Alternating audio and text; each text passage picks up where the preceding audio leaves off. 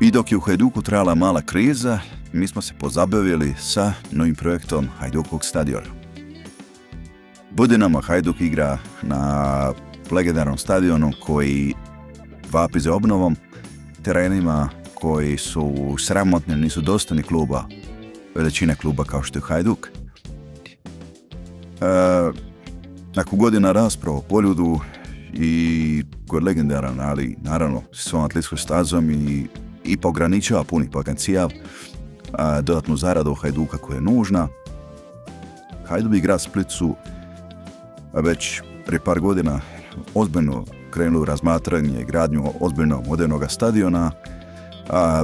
Prema najnovim planovima i vizijama koji kruže, novi dom Hajduka bi trebao imati impresivan kapacitet, povećan kapacitet, a taj kapacitet bi trebao iznositi oko 40,000 mjesta, dovoljno da primi sve navijače Hajduka i naravno gostujuće navijače. Što se tiče nekih detalja, to neće biti samo stadion i to je to. Znači, ja ću imati skyboxove i polože na više razina.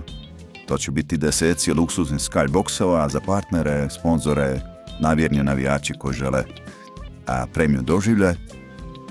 Prostorane VIP zone i hospitality prostori, moderni poslovni i komercijalni sadržaj, kao što su restorani, šopovi, muzej, kluba i tako dalje. Hajdukova trenutno ima na stadionu, ali nije u punom potencijalu.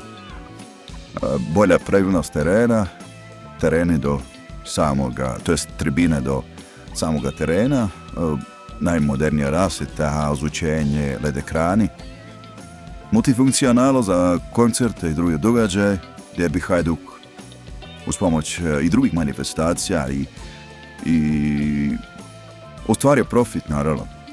Ovaj stadion bi Hajduku donio ogroman financijski iskorak, više prihoda od ulaznica, sponzorstva i pretplate eventa i što bi klubu omogućilo financijsku stabilnost, moguće jačanje momčadi i napokon europsku jesen.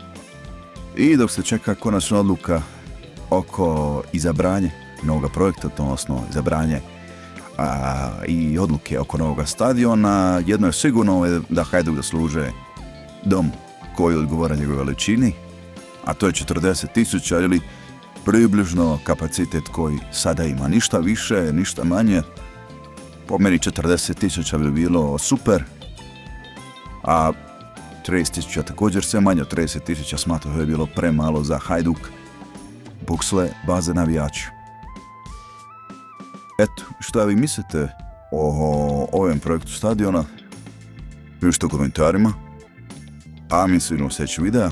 Do tada, lijep pozdrav!